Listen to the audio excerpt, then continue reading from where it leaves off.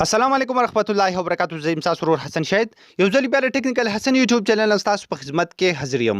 حکومت لګورو چې تاسو هم غواړئ چې په خپل موبایل کې دوه واتس اپ یا دا شان دوه مسنجري یا دوه فیسبوک اپلیکیشن یا داسې نورې دوه اپلیکیشن انسټال کړئ او دواړه به بالکل تاسو سره په یو ټایم باندې کار کوي. نو په نن ویډیو کې به تاسو ته دغه طریقه ښایم. مطلب تاسو سره دوه فیسبوک آی ډي یا تاسو غواړئ چې په خپل دوه نمبر باندې واتس اپ اوپن کړئ. نو بالکل په یو موبایل کې تاسو دوه واتس اپ استعمالولای شئ. بالکل په یو موبایل کې تاسو دوه مسنجري استعمالولای شئ. داسې نورې ډېر زیات اپلیکیشن چې کوم تاسو په یو موبایل کې بالکل دوه یا درې استعمالولای شي یا د دې نه زیاتې. دا به تاسو څنګه استعمالوئ د دې طریقه سره دغه ټولو طریقه بالکل سټپ بای سټپ تاسو ښایم.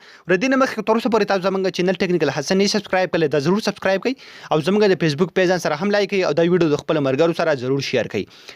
نو تاسو په خپل موبایل کې د طریقه څنګه کوئ؟ پس اول به تاسو په خپل موبایل کې یو اپلیکیشن انسټال کوئ. د دې اپلیکیشن لینک په یوټیوب کې تاسو ته په ډسکرپشن کې میلاوي شي او کوم ملګری چې زموږ ویډیو په فیسبوک کې ګوري د ویډیو د پاسه به هم تاسو ته لینک میلاوي شي. د ویډیو په کمنټ کې به هم تاسو ته لینک میلاوي شي. د هغه ځای تاسو د اپلیکیشن په خپل موبایل کې انسټال کولای شئ. کله چې هم تاسو په خپل موبایل کې د اپلیکیشن انسټال کوئ بیا وسو کې سمپل د اپلیکیشن په دغه رقم اوپن کړئ. کله چې هم تاسو په خپل موبایل کې د اپلیکیشن اوپن کوئ نو دلته تاسو ته ښکاري واتس اپ چې کوم دی هغه تاسو ته هم شو کیږي، ورسره فیسبوک تاسو ته هم شو کیږي، مسنجر تاسو ته هم شو کیږي، جیمیل ورسره یوټیوب او ورسره دغه شان کروم.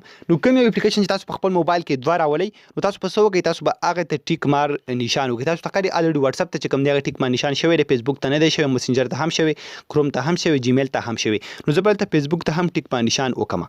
بیا به څه وکړم؟ زه به سمپل دلته په ایډ ټو دلته به کلیک واخلم. تاسو ښکاري ایډ ټو فارلر سپیس. زه چې سمپل کله په دې باندې کلیک واخلم نو دغه ټول اپلیکیشن به زما سره دلته راشي. تاسو ته ښکاري دغه ټول اپلیکیشن زما سره دلته راغلي.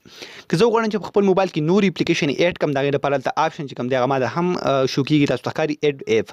تاسو په دې باندې کلیک کړئ. تاسو په خپل مین اپلیکیشن ته لاړ شئ، د یو اپلیکیشن سلیکټ کړئ نو هغه هم تاسو سره دلته راشي. اوس په دې کې به تاسو دوه واتس اپ څنګه استعمالوئ؟ څنګه چې تاسو عام طور باندې موبایل سکرین دی نو په هغې باندې به خامخا تاسو سره هغه واتس اپ شو کېږي کوم واتس اپ چې تاسو په خپل موبایل کې انسټال کړی وي د پلی سټور نه. خو بلکې تاسو بیا دا اپلیکیشن دننه اوپن کوئ. تاسو ته ښکاري کله چې هم تاسو په دې باندې کلیک واخلئ نو چې کله هم تاسو سره دا اپلیکیشن دننه اوپن شي نو په دې کې به دننه تاسو سره نورې دغه شان واتس اپ ورسره دغه شان فیسبوک هر څه چې کوم دی تاسو په دې کې اډ کړی وي نو هغه به تاسو سره هم دلته شو کېږي. نو څنګه چې عام طور تاسو په خپل موبایل کې استعمالوئ بالکل تاسو په دې اپلیکیشن کې دننه هم دغه شان واتس اپ، فیسبوک، مسنجر یا بل اپلیکیشن استعمالولی شي. تاسو ته ښکاري که زه غواړم چې دا واتس اپ اوپن کړم نو زه چې کله هم په دې واتس اپ باندې کلیک کوم نو څنګه چې عام طور زه په خپل موبایل کې یو نوی واتس اپ انسټال کړم په هغه باندې څنګه سیټینګ راځي نو بالکل هغه شان سیټینګ به تاسو ته په دې کې راځي او دا تاسو په خپل بل یو نمبر باندې کولاولی شي ډېر زیات په اسانه طریقه باندې. تاسو ته ښکاري دلته اګري ان کنټینیو که زه په دې باندې کلیک کړم زما نه به د موبایل نمبر وغواړي او بالکل زه په خپل موبایل کې دویم واتس اپ چې کوم دی په دغه طریقه باندې سټارټولی شم. دغه شان که زه غواړم چې مسنجر اوپن کړم نو هغه باندې به زه هم کلیک اخلم. که زه وغواړم چې فیسبوک اوپن کړم نو هغه ټول زه ډېر زیات په اسانه طریقه باندې اوپن کولی شم او په خپل موبایل کې دوه یا درې دغه شان مسنجري